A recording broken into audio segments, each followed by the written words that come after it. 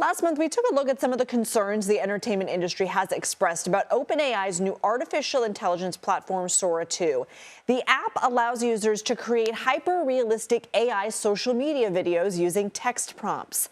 Major talent agencies and film studios immediately sounded the alarm over how their celebrity clients' likenesses, films, and characters may be used in Sora-generated videos. My colleague Kelly O'Grady spoke with Mike Isaac, a Silicon Valley correspondent at the New York Times, about these concerns. What OpenAI started with, though, is an opt-out version of intellectual property. So, for example, Disney would have to opt out individually from all of their intellectual property being used inside of Sora, which is an incredibly arduous task if you imagine how much property Disney owns, and frankly, just hard to do, and something they never agreed to signing up. And Mike Isaac joins us again. So, Mike, good to see you. How has Sora 2 changed since you were last on the Daily Report?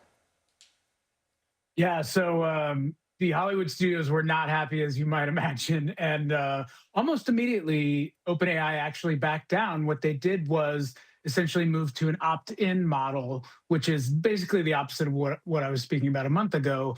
These companies essentially have to allow their likenesses or their intellectual property to be used, or the likenesses of the actors who are, being essentially asked to be AI generated by users, which is a huge shift. It's something that Hollywood studios has been fighting for in terms of just protecting their IP.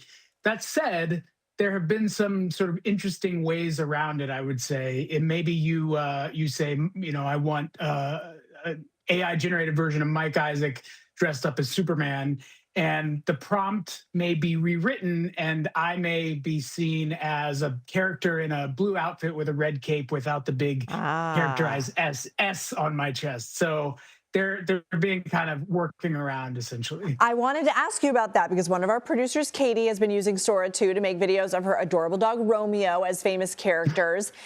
So you can see here some of the videos that she's been making. I mean, it is just what you said. It's sort of skirting the issue. This looks very Harry Potter-esque. This looks Batman-esque to me. So, I mean, how much longer do you think that they'll be able to skirt some of these issues? Yeah, it's really interesting because, look, if you look at how a lot of popular culture exists right now, there are riffs on things. There's, established case law around fair use or parody. If you take some intellectual property and decide to riff on it, or, what's essentially dramatically change it enough so that it becomes a new thing, at least in this law, you can argue that that's a fair use case. And I think the Hollywood studios don't want to necessarily get in a long drawn-out legal battle there. There's probably behind-the-scenes discussions with OpenAI and all the big talent agencies.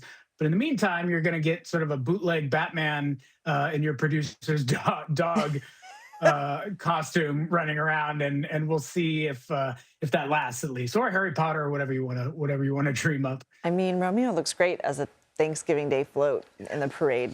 Mike Isaac, this is a slippery slope. Yeah, this would be way too much of a time suck for me. Thank you so much.